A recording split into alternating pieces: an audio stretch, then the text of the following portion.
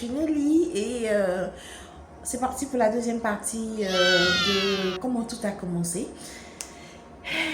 Je me sens beaucoup mieux. C'est pas facile, hein, je vais pas vous mentir, c'est pas facile. Mais bon, voilà. Donc, je comptais les jours avant mes congés et quand mes congés sont arrivés, j'étais soulagée. J'étais soulagée. C'était comme les meilleurs jours de ma vie qui allaient commencer comme ça. Et sous conseil de mon médecin, il m'a demandé de sortir du pays. Et je suis sortie du pays. J'ai fait un voyage solo. Et ce voyage m'a fait beaucoup de bien. Je suis allée au Sénégal. J'ai fait presque 2 semaines quand même. Mais je vous assure que c'était 2 semaines de pur bonheur. C'est comme si j'avais fermé tout ce qui me rendait malade, tout ce qui me détruisait de l'intérieur. Et j'étais dans un nouvel espace où tout allait bien. Franchement, où tout allait bien. Et j'ai profité pleinement. Mais on doit redescendre sur terre. Je suis revenue sur Abidjan. Et là, les choses n'étaient pas terribles. Je stressais de recommencer le travail. J'étais maintenant dans mes congés. Et comme là, j'étais sur place, on va dire dans mon quotidien, c'était dur. Je suis en congé et je pensais au travail. Je pensais à quand j'allais reprendre. Je pensais à comment j'allais souffrir encore. Et je ne profitais plus des derniers jours, du reste de mes congés. Je ne profitais plus. J'avais le stress de la reprise. Le stress de repartir encore dans cet environnement-là qui, pardon, me tuait de l'intérieur. Donc, je suis allée voir mon cardiologue et j'ai fait une crise devant lui, une crise d'anxiété. Et c'est là qu'il m'a demandé, est-ce que si je t'envoie chez une personne, est-ce que ça va pas te déranger? Je dis c'est quelle personne? Et il a dit qu'il allait me prendre un rendez-vous chez une psychiatre parce que ce que je suis en train de faire là, c'est pas bon. Je dis ok, d'accord. Donc, la dame, la psy qui me suit, elle est très prise. Donc, pour avoir des rendez-vous, c'était assez compliqué. Donc, le rendez-vous que j'ai eu avec elle, c'était le jour de ma reprise. Et je ne mens pas que là, j'ai fait quand même une erreur. Je n'ai pas prévenu que je venais à l'hôpital. Et c'est après que je me suis souvenue. Je dis, ah, mais je n'ai pas prévenu. Et il ne faudrait pas que ça crée des problèmes là-bas. Mais je vous assure que c'était un mal pour un bien pour un mal plutôt, parce que quand j'étais chez la thérapeute, mon premier rendez-vous avec elle, ma patronne m'a appelée. Ma responsable m'a appelée. Et elle appelait tellement. C'est là que je me suis rendu compte de l'erreur que j'avais faite. Et il y a une de mes grandes sœurs qui m'a dit que la dame l'a appelée pour savoir pourquoi je n'étais pas venue. Que c'était ma reprise. Donc c'est la dame qui a expliqué que ma grande sœur qui a expliqué que non, j'étais à l'hôpital. Et elle m'a appelé pour me le dire. Puis je dis, ah zut, c'est vrai, vraiment là, j'ai pas bien agi. Il faudrait vraiment que j'appelle pour m'excuser. Et voilà quoi. Donc, ma responsable, elle appelait tellement que la thérapeute m'a dit de décrocher le coup de fil. J'ai eu la bonne idée de me sur haut-parleur, je vous assure. Donc, quand j'ai décroché, je vous assure, c'était le feu sur moi direct. Elle a commencé à m'engueuler. Elle m'a engueulé comme si c'était pas permis. Et le fait même que je dise que, pardon, madame, je suis à l'hôpital, que voilà, c'était pas son problème. Elle me l'a dit. Elle dit, mais elle s'en fout. Pourquoi je suis pas venue? Que c'est comme ça que nous sommes. On revient des congés, on crée des maladies, tout et tout. Et franchement, plus elle m'engueulait, plus j'arrivais plus à contenir mes larmes. Et j'ai éclaté en sanglots devant la thérapeute. Et la dame m'a raccroché au nez. Je vous assure, quand elle a raccroché au nez, la thérapeute allait prendre un papier. Et elle m'a dit, on va faire des tests. Elle m'a fait des tests et elle m'a déclaré mon burn-out de passif professionnel. Voilà. Et j'avais peur. Je me suis dit, mais si je manque le travail, vous avez vu déjà que je ne suis pas venue pour la reprise.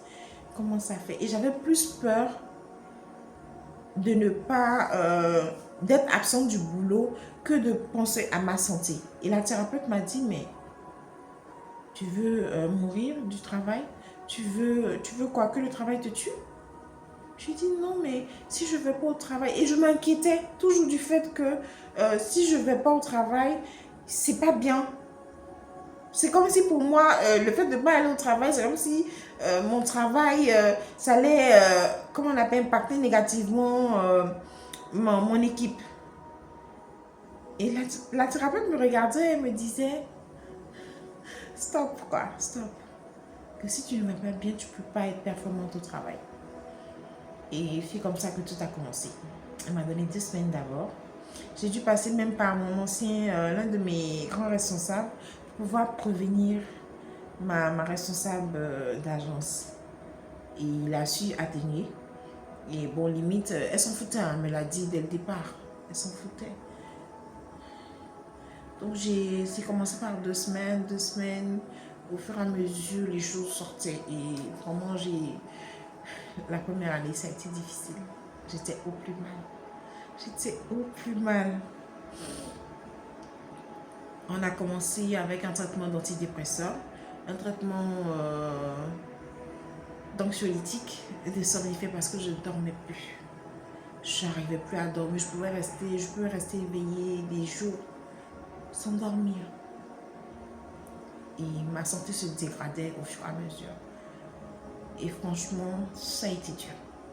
Ça a été très difficile. Parce que dans ma tête, j'avais toujours peur de perdre mon travail. J'avais peur des conséquences du fait que je manque le travail. Mais je n'avais pas peur de me faire du mal à moi-même. Et ça, c'est la thérapeute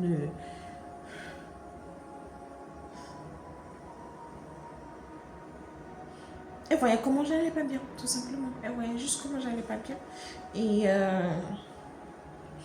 c'est comme ça que je suivais mon traitement au fur et à mesure. Donc voilà comment tout a commencé. Et dans la prochaine vidéo, je vais vous expliquer un peu comment j'ai annoncé ça à ma famille. Ça n'a pas été évident, hein, parce que tous les membres de ma famille ne sont pas au courant. Quand j'ai fait la grosse crise, vraiment, où je me suis effondrée carrément, ma mère était là. Et je me suis effondrée devant elle. Et c'est là que ma mère, elle m'a dit, mais pourquoi j'ai rien dit depuis? Et généralement, j'aime encaisser les choses. J'aime garder parce que je me dis, les gens ne sauront pas exactement, même si j'explique, les gens ne sauront pas comprendre ce que je vis, la douleur que je vis. Et c'est ça, je me dis ça jusqu'à aujourd'hui. Hein. Les gens peuvent essayer de te comprendre, les gens peuvent essayer de t'assister, de te soutenir du mieux que tu peux. Mais la douleur réelle, c'est dur. C'est dur que les gens comprennent réellement. C'est vrai qu'ils ont essayé, je n'ai pas dit qu'ils n'ont pas essayé. Et Dieu merci parce que avec cette volonté de ces bonnes personnes, de ce bon cercle qui a été autour de moi, ça m'a fait beaucoup de bien. Donc j'ai craqué vraiment devant ma mère et ça a été encore plus difficile de lui avouer que voilà quoi. Je n'allais pas bien. Je n'allais pas bien. Mais aujourd'hui, je pense quand même que c'est à 60%, ça va. Oui, ça va quand même. Voilà, donc, voilà comment tout a commencé. Mais au fur et à mesure, je vais vous expliquer un peu comment les choses ont évolué, comment j'ai traversé certaines périodes difficiles. Il y a eu des périodes, de bonnes périodes aussi, hein, parce que généralement, quand tu es en dépression, ici, quand tu es en dépression, c'est vrai que je me suis désociabilisée. Avant, j'étais très sociable, je ne vais pas mentir. J'étais extravertie. Mais depuis lors, je suis devenue très introvertie. Je suis peut-être ambivertie, on va dire ça comme ça. Je suis au milieu entre les deux. Et je ne sors plus beaucoup. Pour moi, ma maison, ma chambre surtout, c'est ma safe place. C'est là que je me sens en sécurité. C'est là que je me sens bien. Et j'aime être seule. Malheureusement, j'aime être seule. Et ça, c'est la chose la plus difficile parce que autour de toi, ta famille veut t'aider. Les gens veulent t'aider. Mais c'est quand tu te retrouves seul. C'est vrai que quand on est seul, on craque, on pleure, tout et tout. Mais en même temps, on chérit ce moment-là. On se dit que on est mieux qu'avec nous-mêmes. C'est nous, quand on est...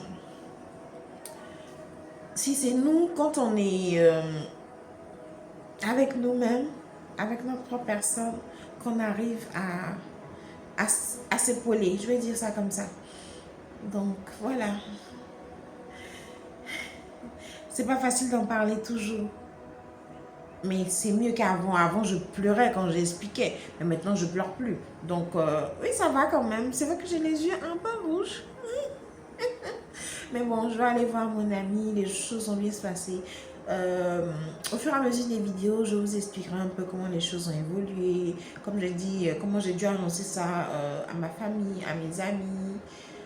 Et comment j'ai perdu beaucoup de relations dedans. Quand je dis relations, je parle de relations amicales. Vraiment, il y a eu des bouleversements dans ma vie. Il y a eu vraiment de gros bouleversements. Et des bouleversements positifs, des bouleversements négatifs, mais qui se sont avérés positifs après. Donc voilà. On se retrouve dans la prochaine vidéo. Je vous attends. Likez, partagez et surtout abonnez-vous à ma chaîne. Comme ça, vous allez découvrir au fur et à mesure. Et je fais ces vidéos là vraiment pour montrer aux gens que c'est quelque chose qui existe dans notre société. Et que beaucoup de personnes sont en souffrance. Et ça, je ne vous le fais pas dire. Beaucoup de personnes sont en souffrance. Beaucoup de personnes sont dans mon cas. Et moi, j'ai vu beaucoup de mes collègues qui avaient les mêmes signes que moi. Il y a d'autres qui ont flanché, il y a d'autres qui n'ont pas flanché, il y a d'autres qui se raccrochent au travail comme si c'était le dernier souffle de vie. Et c'est ce que je me disais également, hein. Mais j'ai choisi ma santé. Parce qu'après, avec mon employeur aussi, ça a été une autre histoire. Mais vous aurez ça dans les vidéos au fur et à mesure. Et je vous embrasse très fort. Comme j'ai dit, n'oubliez pas de liker, partager et de vous abonner. Je vous embrasse très fort. De gros bisous. Et à très vite. Bye.